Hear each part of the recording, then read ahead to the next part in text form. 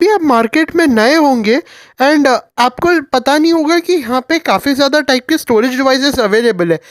As we grow up in new generation आगे चलते जा रहे हैं, बहुत सारे ऐसे स्टोरेज डिवाइसेस आते जा रहे हैं जो कि आपके हार्ड ड्राइव को आपको रिप्लेस कर रहे हैं। एंड यहाँ पे मैं बात करने वाला हूँ कौन से आपके ऐसे स्टोरेज डिवाइसेस हैं जो अभी मार्केट में अवेलेबल है, कौन से आपको लेना चाहिए एंड कौन से आपको स्किप करने चाहिए, ये बाद में लेने चाहिए। हेलो गाइस, मेरा नाम है ध्रुव और आप लोग देख रहे हैं वल्कन टेक टिप्स। मेरे चैनल के ऊपर पीसी और पीसी रिलेटेड कंटेंट के बारे में बात की जाती है। सो अगर आपको इंटरेस्ट है इन्हीं सब चीज़ों में, डेफिनेटली कर चैनल को subscribe and without any time wasting let's get started. सबसे पहले बात करते हैं आपके स्टोरेज डिवाइसेस कौन से अवेलेबल है। एक आपका आता है बेसिक हार्ड ड्राइव, दूसरा आता है आपका हाइब्रिड हार्ड ड्राइव, तीसरा आपका आता है एसएसडी। और एसएसडी आपके दो फॉर्म्स में आते हैं, एक साटा एसएसडी आता है और एक M.2 एसएसडी आता है, जिनमें कोई फ़र्क नहीं होता, जस्ट फॉर्म फैक्टर का डिफरेंस है, दैट्स ऑल। एंड चौथे में आता है आपके NVMe। अभी NVMe आपकी Gen 3 भी है और Gen 4 भी है, जस्ट इनमें थोड़ा बहुत डिफरेंस है जिनके बारे में हम आगे बात करेंगे। सबसे पहले बात करते हैं आपकी हार्ड ड्राइव क्या है। आपकी हार्ड ड्राइव एक बेसिक डिस्क टाइप है। जैसे आपने देखा होगा ब्लू रे अपन पहले जो डालते थे, अपन कोई भी चीज़ इंस्टॉल करने के लिए हमारे पास एक सीडी आती थी, याद हो तो काफ़ी सारे ग्राफिक कार्ड के पैकेट्स में भी आपको सीडी देखने को मिलती थी, ड्राइवर इंस्टॉल करो। तो उसी तरीके का एक रहता है एक hard drive you get a moving part and those moving parts tend to get damage over the period of time.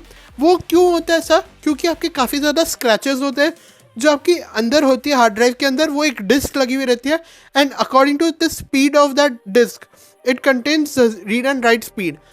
वो हार्ड ड्राइव का जो आपका रहता है रीड एंड राइट स्पीड वो अप्रॉक्स 140 Mbps रहता है, उससे ज़्यादा आपको नहीं मिलता।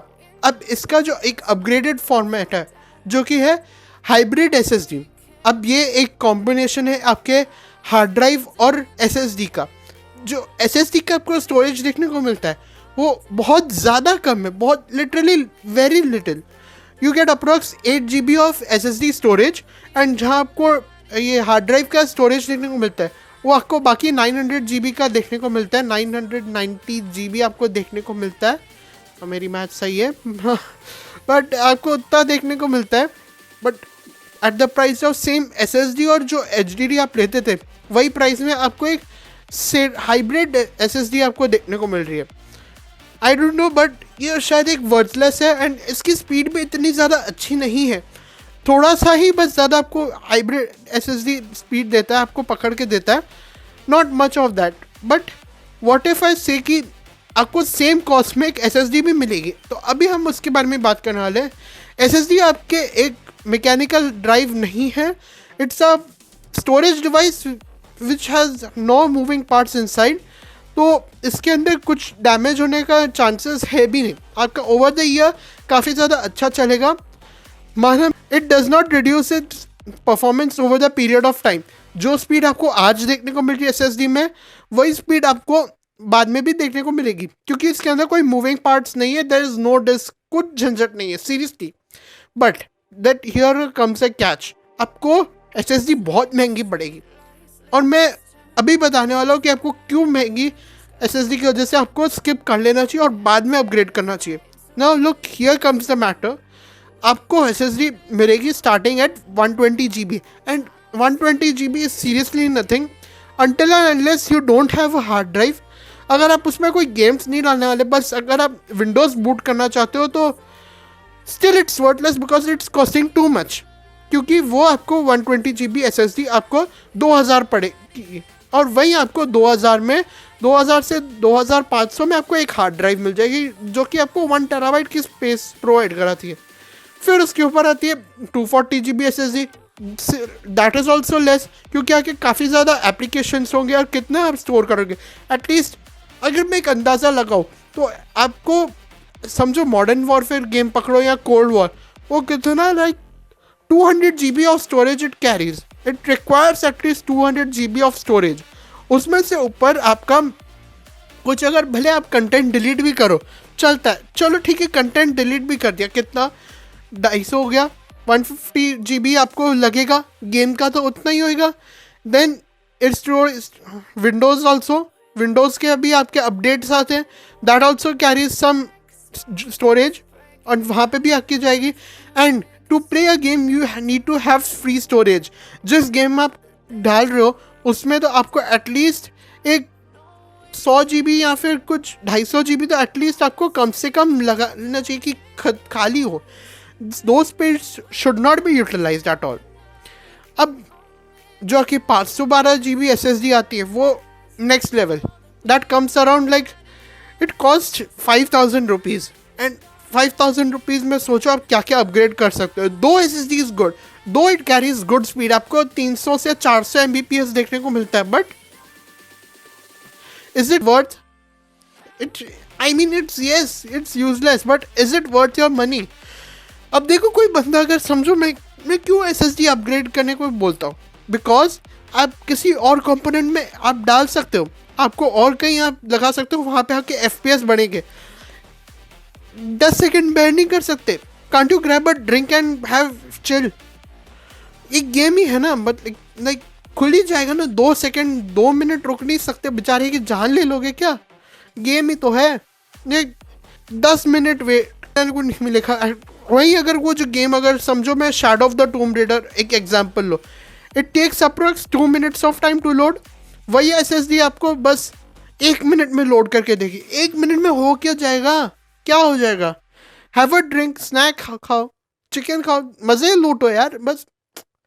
बट अगर आपको वही चीज़ अगर आप किसी और पार्ट में डाल सकते हो, यू गेट मोर FPS, आपको और अच्छा स्मूदर एक्सपीरियंस देखने को मिलता है, आपके 1% लोज बढ़ा जाए, then I don't think it's a big deal to avoid SSD। अब समझो अगर कोई 40,000 का बिल्ड कर रहा है, मेरे रिसेंटली एक मेरे सब्सक्राइबर ने 40,000 का बिल्ड कराया, उसका हुआ वही 43,000। बट मैंने उसको बोला भी था मत ले SSD, मत ले, बाद में अपग्रेड कर लेना। 43 का हो गया, बोल रहा था अरे यार ज़्यादा हो गया उल्टा। ही build up the 10100F and 1650 super build. अब आप ही मेरे को बताओ, अगर मैं 43,000 में अगर समझो पुराने टाइम में अगर मैं रहता, लाइक अगर पहले बिल्ड करा था जहाँ मेरे को 1660 सुपर 18,000 में मिल जाता था, I used to get 1660 super for at least 18K, तो वहाँ पे मैं क्यों ना मैं 43,000 में यही सेम बिल्ड करूँ, मेरे को काम आराम से हो जाता। 43-45,000 में आराम से मेरा 1660 सुपर बिल्ड हो सकता था। And 1660 super is way powerful than 1650 super. चलो यूँ भी समझो आपका बजट ग्राफिक कार्ड में को कोई कॉम्प्रोमाइज़ करने को नहीं देखने को मिल रहा। आप अपने CPU पे भी अपग्रेड कर सकते हो। कोई बंदा अगर समझो Ryzen 5 3500 ले रहा है, जो कि मैं बोलूँगा एक नंबर निहायती बकवास और वाहियात CPU है, सॉरी फॉर दैट, बट मेरे को पता है बहुत ही बेकार CPU है, तो वहीं थोड़ा आप स्पेंड करके 3600 ले सकते हो, जहाँ आपको और अच्छी स्टेबिलिटी देखने को मिलेगी। 6 कोर 12 थ्रेड आपको देखने को मिलेंगे।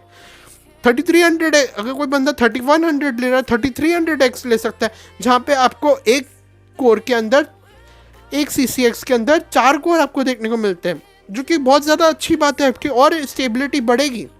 रैम बढ़ा सकते हो आप, अच्छी खासी मेमोरी किट ले सकते हो, कुछ भी हो, अच्छा मदरबोर्ड ले सकते हो। बट SSD में आपको 2 प्रॉब्लम फेस करने को होंगे। 1, you can not upgrade your performance. Secondly, आपको और कम स्टोरेज देखने को मिलता है। अगर सिर्फ you are buying SSD for Windows boot, then I think it's completely worthless, because Windows तो जल्दी बूट हो ही जाते हैं। अप्रॉक्स SSD और HDD में 10 सेकेंड का फ़र्क है, not more than that. Now here comes the next level. बात करते हैं अपने नेक्स्ट स्टोरेज डिवाइस के बारे में, जो कि अपना लास्ट स्टोरेज डिवाइस है, वो है एक NVMe। अब NVMe के मैं बारे में क्या बात करूँ, it has the most insane speed. SSD, hard drive और कुछ भी सबसे ज़्यादा फास्टेस्ट स्टोरेज डिवाइस ये होते हैं। And I think it's the most feasible, most sensible part अगर आप अपग्रेड करना चाहो। एंड कुछ NVMe आपको सस्ते में भी पड़ा जाएगी। NVMe carries up to 3 Gbps। 3 Gbps की आपको स्पीड देखने को मिलती है। Gen 3 में मैं बात करूँ और Gen 4 में बात करें तो आपको अप्रॉक्स 5 Gbps देखने को मिलेगा। अगर कोई बंदा समझो मेरी तरह समझदारी से काम लेता है वो बाद में SSD अपग्रेड करता है। लाइक मेरे अभी रिसेंटली मेरे दोस्त ने किया अभी ऐसा, कल ही उसने मेरे को बोला कि मैंने SSD अपग्रेड किया, हैट्स ऑफ टू यू, अच्छा किया तूने। एंड मुझे अच्छा लगा, मुझे सीरियसली अच्छा लगा, क्योंकि उसने सारे पैसे पार्ट्स में डाले, उसने SSD बाद में ली एंड उसने सेंसिबली 512 GB की SSD ली। ही हैज़ मोर स्टोरेज, उसके पास अप्रॉक्स पहले से ही 4 TB का स्टोरेज था ही, क्योंकि उसको कुछ काम वाम रहता है, उसके पास था 4 TB का storage. He had no compromises over storage, but उसने बाद में SSD लिया। उसको लगा कि हाँ मेरे को बाद में कॉम्प्रोमाइज़ नहीं कर, मेरे को बाद में SSD ले लेना चाहिए। तो SSD से भी अच्छा है बाद में अपग्रेड करो, पहले पार्ट्स में डालो, परफॉर्मेंस में डालो, बाद में SSD लेना। NVMe आप ले सकते हो, काफ़ी ज़्यादा fast and it's the most insane drive I have ever seen, most insane storage device. अब यहाँ पे NVMe का भी कॉस्ट अगर मैं बताऊँ आपको, 1 TB अराउंड 8,000 रुपीज़ आपको देखने को मिलेगा, which is the most feasible. Like बाद में आप अगर अपग्रेड करो आपको यहाँ पे अच्छी खासी स्टोरेज देखने को मिल रही है। अगर किसी को कॉपी पेस्ट का काम रहता है कंटिन्यूसली, लाइक ये ड्राइव से वो ड्राइव पे शिफ्ट करना, then you can do it comfortably. आपको बहुत ज़्यादा अच्छा स्पीड देखने को मिलेगा, आपका काफ़ी जल्दी काम हो जाएगा। But what about loading times? यहाँ पे SSD और NVMe both have no time difference, single no time difference। आपको माइनर मार्जिन ऑफ एरर देखने को मिलेगा, कोई अगर 9 सेकंड में खुल रहा है, कोई 10 सेकंड में, that depends upon game to game. But loading times में बिल्कुल भी फ़र्क नहीं है। हाँ, कॉपी पेस्ट का अगर आपको काम रहेगा तो NVMe is a better value option. यही अगर आपको कुछ ऐसे प्रीमियर प्रो में भी रहेगा काम, लाइक फाइल्स आपको बहुत सारी ओपन करनी है, तो NVMe still a good option. इसी के साथ मैं वीडियो को कंक्लूड करना चाहता हूँ। अगर आपको वीडियो पसंद आई तो लाइक कीजिए, शेयर कीजिए और सब्सक्राइब कीजिए। As always I will see you in next video. Thank you guys and bye bye.